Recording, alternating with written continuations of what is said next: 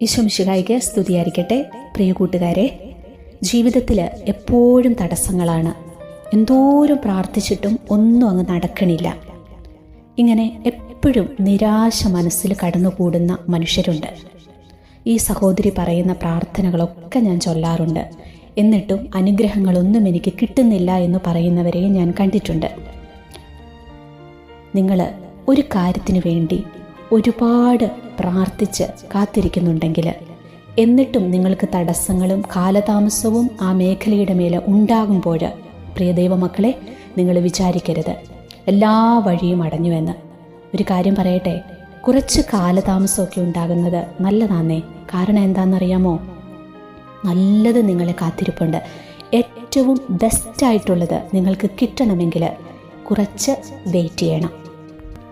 ഒരു വിഷയത്തിൻ്റെ മേൽ, അല്ലെങ്കിൽ ഒരു പ്രതിസന്ധിയുടെ മേൽ, ജീവിതത്തിലൊരു തടസ്സത്തിൻ്റെ മേൽ നിങ്ങൾ ഒത്തിരി പ്രാർത്ഥിച്ചു, ഒരുപാട് പ്രാർത്ഥന ഒരു മേഖലയുടെ മേൽ സ്വർഗത്തിലേക്ക് ഉയർന്നിട്ടുണ്ടെങ്കിൽ, നിങ്ങൾ ഓർത്തു വെച്ചോ, നിങ്ങൾ പോലും പ്രതീക്ഷിക്കാത്ത അത്ര വലിയ ഒരു അനുഗ്രഹം നിങ്ങൾക്കായിട്ട് ഈശോ അവിടെ ഒരുക്കി വെച്ചിട്ടുണ്ട്.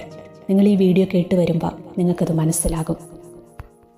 നമ്മുടെ ഡാനിയേലച്ചൻ പറയാറുണ്ട്, ദൈവം തുടങ്ങിയിട്ടുണ്ടെങ്കിൽ ദൈവം അത് പൂർത്തീകരിച്ചിരിക്കും.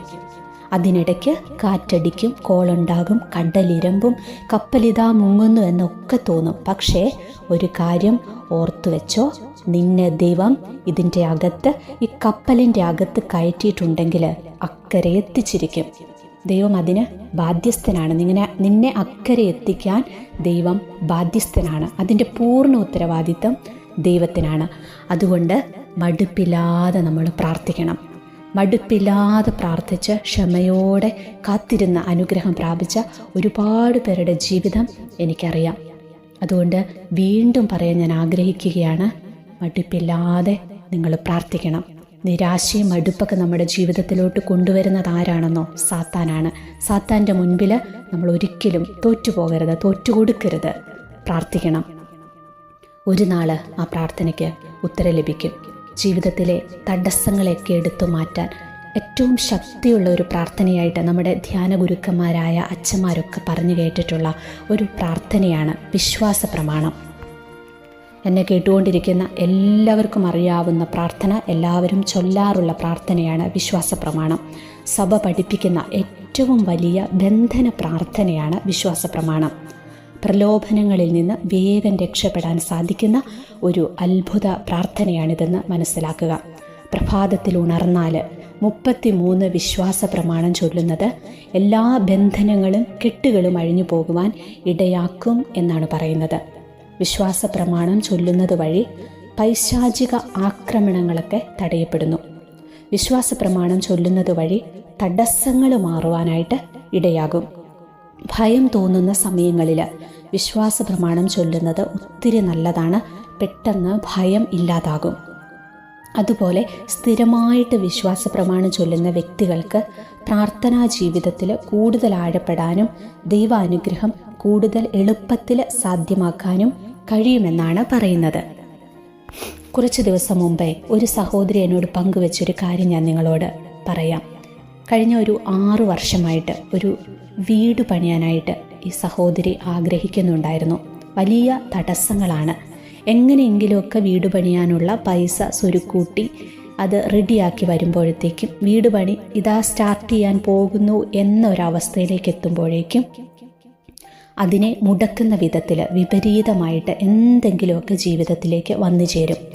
അങ്ങനെ വീട് പണി ഇങ്ങനെ നീണ്ടു പോയി. ഒരു വിധത്തിലും അവർക്ക് അത് പണിയൊന്ന് തുടങ്ങാനായിട്ട് പറ്റുന്നില്ല. അങ്ങനെ 6 വർഷങ്ങൾ ഇവരിതിൻ്റെ പുറകെ നടന്ന് ഇതിനായിട്ട് കഷ്ടപ്പെട്ടു. ഓരോ തവണയും പൈസ ഉണ്ടാക്കുക. സഹോദരി പറയുകയാണ്, ആ പൈസ അതിലേക്ക് പ്രയോജനപ്പെടുത്താൻ പറ്റാത്ത വിധത്തിൽ എന്തെങ്കിലും തടസ്സങ്ങൾ, ഒന്നെങ്കിലും ഒരു ആശുപത്രി കേസ് വരും, ഏതെങ്കിലുമൊക്കെ വിധത്തിൽ ആ പൈസ ചിലവായി പോകുമെന്ന്. അങ്ങനെ ആകെ നിരാശയായിട്ട് ഇരിക്കുന്ന സമയത്ത് എങ്കിലും ഈ സഹോദരി പറയുകയാണ്, പ്രാർത്ഥനയിൽ ഇടയ്ക്കൊക്കെ നിരാശ വരും മനസ്സിൽ.